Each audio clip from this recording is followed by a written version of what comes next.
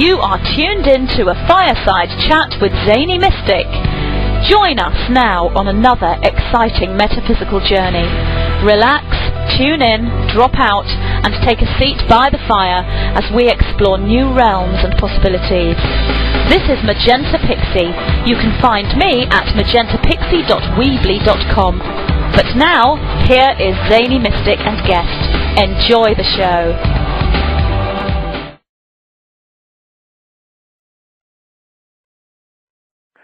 Good evening, and welcome to a Fireside Chat with Zany Mystic. I am your host, Lance White. Tonight, I'm delighted to have an old friend return to the show, Mahala Gayle. Mahala is an astrologer, writer, lecturer, minister, and one of the founders of the Asclepius Light Center. She has been the editor of the Asclepius Light Center newsletter since 1988 and is well known for her monthly Planet Alert articles. Studying the science of astrology since the early 1980s has allowed her to become an expert in mundane astrology, which is the study of world events. She is proficient in connecting the known prophecies to both natural and unusual global events. A frequent guest on numerous talk shows, she is always a delight. So let's welcome her back to the show now. Hi, Mahala. How are you? I'm just great. And how about you? I'm good, too. I thought maybe we could start out with some of these global events that are going on. I just happened to notice on the radio and on the news there's a massive storm going on is it the East Coast now? They're just getting... Yes, well, there's one on the East Coast. The snowstorms on the East Coast, and then on the West Coast down in California, they've been having tremendous rains again, and there's a major mudslide down there. And so I find it very interesting because Jupiter, which is a huge planet, in mid-January went into the sign of Pisces, which is a water sign. And so I thought, oh boy, there's going to be lots and lots of storms in the coming up year with that planet in that sign. And so there has been since then, and it will continue. And so the storm on the East Coast is a record one. And also, like eclipses, they set up events that transpire as time goes on. And it's not necessarily where the darkness is. I mean, where the darkness of an eclipse is, that's affected too. But where the sun is, like the sun was over the East Coast when we had the Cancer eclipse on December 15th.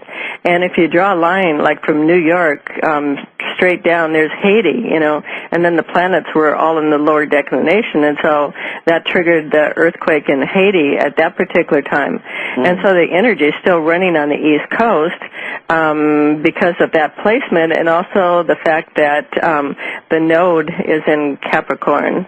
And so that's a year cycle, and Capricorn is an earth sign, so there'll probably be, between the storms and the earthquakes and the volcanic eruptions, we should have quite a year coming up here. Well, good. There'll be some excitement on the show on planet Earth. Right, just what we need, huh? Yeah, really. Yeah, and I was thinking... Go ahead. Okay, well, I was thinking about the book that Whitley Strieber and Art Bell wrote about the coming global superstorm. Oh. And then that was made into the movie, The Day After Tomorrow, which I saw. And when I saw the snow coming into the East Coast, I thought, oh, my God, this is portrays of what they had written about, Oh, yeah. And then I had heard Whitley come on Coast to Coast. It was, 2 or 3 years ago, I can't tell time anymore because it goes going by so fast, but he was saying that the currents in the Atlantic had changed at that particular time, and that was how they said that the beginning of the global superstorm would start. Wow. So I thought, this is really interesting. Yes, well, and I think it hits over in England and Europe, doesn't it? Supposedly. Oh yeah, England has had a whole lot of storms because not only is Jupiter in Pisces, but Uranus has been in Pisces, or Uranus. It's pronounced. I've heard it pronounced both ways. But anyways, that's been in there since 2003, And so that basically set up a whole cycle of water and storm events. And so England is one of the places that Uranus is right over right now, and they've had tremendous storms over there. And it's going to be there for a while yet, so, I feel kind of sorry for them. Oh, yeah. How long will Jupiter remain in Pisces? It's in there for 1 year. 1 year, so we got a ways to go. Yes. Well, yeah, so it's a year cycle. So the Jupiter in the water is a year cycle, and then the node in Capricorn is another year cycle. Well, it's a year and a half cycle, but we've gone through half of it. And so it's a combination of those two that will be in effect for the coming up year. Wow. Yeah. Well, I do know that one of my guests is building a boat for the coming, Superstorm? Yeah. Oh, where does he live? I'm not sure off the top of my head. But it's going to be, it'll be a sturdy one for sure. Uh-huh. Right, yeah. Time for Noah's... room for two of everything, unfortunately, but... right. Time for Noah's Ark. Right. Yeah. Well, then, it's cycling around again, isn't it? It is, yeah. Well, I have a book on astrology, and it's called The Space Age Science. And I've had this book for several years now. In fact, the book was written in 1966. And in this book, it gives a cycle, Kala Yuga world cycle, and it's a 5,000-year document. It's real similar to the Mayans. And so in this document, it says that the last cycle is from 2003, and it ends in 2010. And then in 2010, it says, it doesn't give any month or anything, but it says, and then starts the 1,000 years of peace. Huh. And I thought, wow, that's really interesting. And so this document, it's so interesting. The only part he put in his book was from 1912 until 2010, and they were each broken down into 7-year cycles. And so what it says right here is it says about 20 years ago, a blind man named McDermott gave a written interpretation of the Kala Yuga world cycle to Nora Forrest in Pittsburgh. This was a 5,000-year Kabbalistic cycle divided into 7-year periods, extending the last part from 1912 to the year 2010. And so, then they have the phase, the interpretation that was broken up from 2012 until 2010, and what it says about each one was just totally amazing to me. And so this is like Vedic astrology, and Vedic is a real ancient, science. And so there's always been when I hear about the ending of the age in 2012, and I says, well, what about this cycle? This ends in 2010. And then there's a Carl Kalaman cycle, a different interpretation of the Mayan calendar that ends in 2011, and then everyone else, says 2012. But what this points to right now is pretty amazing to me, because if you take the Iraq War, right, and Iraq was considered ancient Babylon, like Baghdad was Babylon. And so in the Bible, in the 17th and the 18th chapter of Revelations, it talks about the downfall of Babylon and the war that goes on there. And so that started, on March 20th of 2003 at the Spring Equinox. And so the end of a 7-year cycle comes to March 20th, 2010. Wow. Which corresponds to this Kala Yuga cycle. Well, then that's pretty coincidental, isn't it? Yes, I think it is. Yeah. Yeah. Because it's exactly 7 years, and it's bringing into play all the biblical prophecies. And wasn't Saddam building the Tower of Babel? He really rebuilt the church, and it was destroyed. Yes. And also there's that Stargate there. Stargate. Yes, there's a Stargate in Iraq. Right, yeah. The planetary Stargate, as a matter of fact. Right, yes, because I was told like about 20 years ago that there was a major star in the Middle East, in Iraq, and that whoever controlled that Stargate controlled the world. Wow.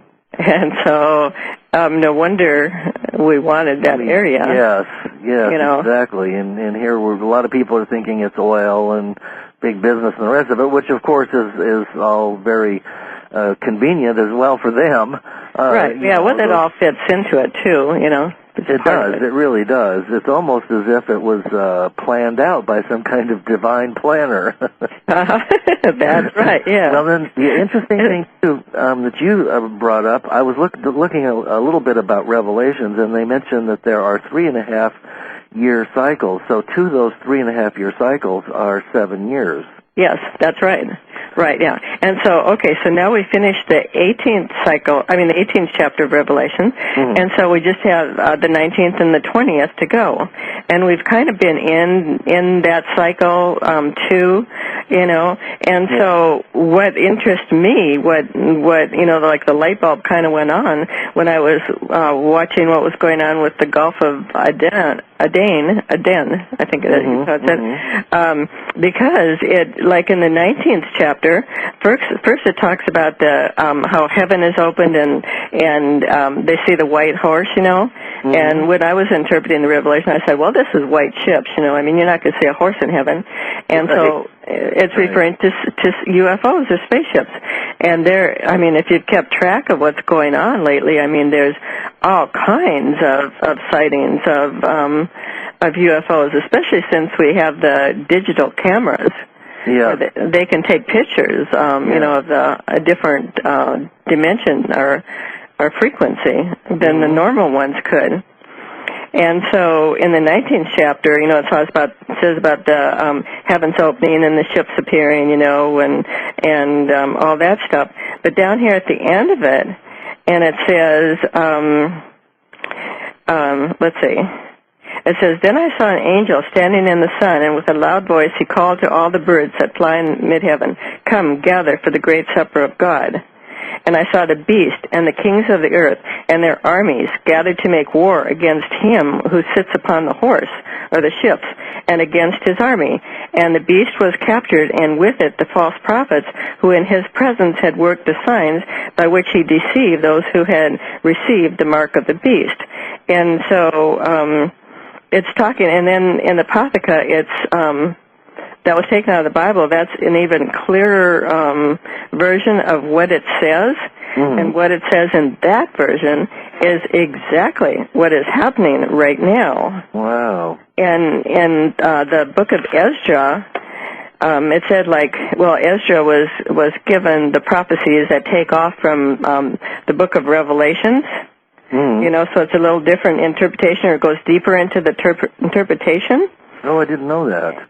Yeah, and I'd like to share a little bit of this dream that Ezra had. Oh, good. Yes, please do. Okay, and so it says, after 7 days I dreamed a dream in the night, and behold, a wind arose from the sea, and stirred up all the waves. And I looked, and behold, this wind made something like the figure of a man come up out of the heart of the sea.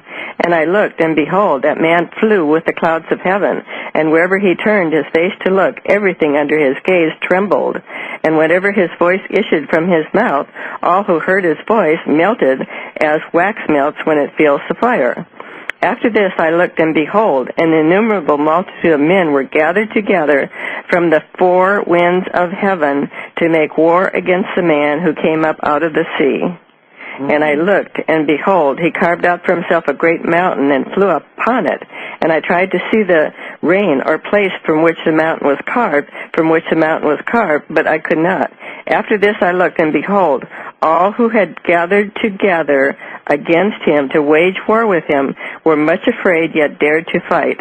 And behold, when he saw the onrush of the approaching multitude, he neither lifted his hand nor held a spear of any weapon of man war, but I saw only how he sent forth from his mouth as it were a stream of fire, and from his lips a flaming breath, and from his tongue he shot forth a storm of sparks.